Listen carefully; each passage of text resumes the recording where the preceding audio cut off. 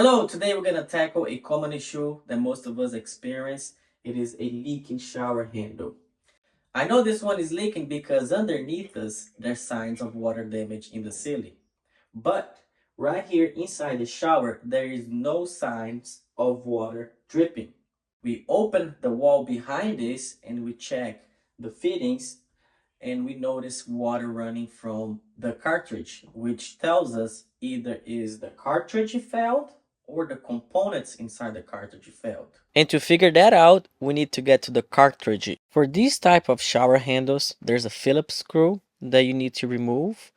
Now you can pull out the handle, and right behind it, there's a retaining nut that needs removed as well. Once you have that out, you have access to the cartridge. Once you have the cartridge in hand, you can take a look and inspect it. For this one, you can see there are no broken pieces and no cracks on the cartridge. The next important piece to check is the inner rubber seat and spring. This can be removed with a Phillips screwdriver. These rubber seats and spring are notorious for leaking, so we always replace it when possible. You insert the assembly into a screwdriver, and what I like to do is use a rubber pencil to help push in to the valve. You insert a screwdriver into the valve opening and you push in the rubber seat with a pencil.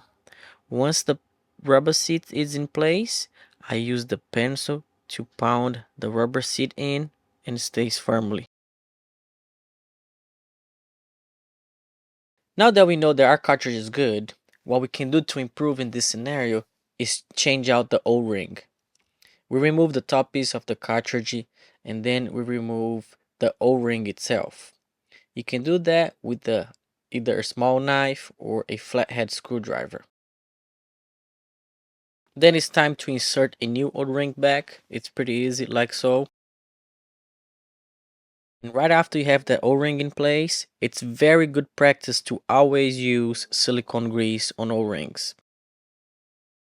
Assemble everything back together. The next few steps are pretty much the reverse of what we did earlier. We insert the cartridge into the valve body and we will secure the cartridge with the retaining nut. Tight by hand using a channel locks. We install back the shower handle. We tighten the screw in the center with a screwdriver. And finally, we add the screw cap back in place. Okay, so once you finish one side, I want to highlight the importance of doing both of them at the same time. That's so you can prevent any future leaks. And the takeaway here is when you have a leak like this on your shower, you may not necessarily need to replace the faucets or the cartridge that's inside. Like in this case, we just replaced the O-ring, the rubber seat, and the spring, and successfully stopped the leak. And if the leak in your home is different than what we did here today, check out the next video where I provided some guidance on a hidden leak that we had in our home. As always, I hope you find this video helpful and informative. Thanks for watching. I'll see you in the next one.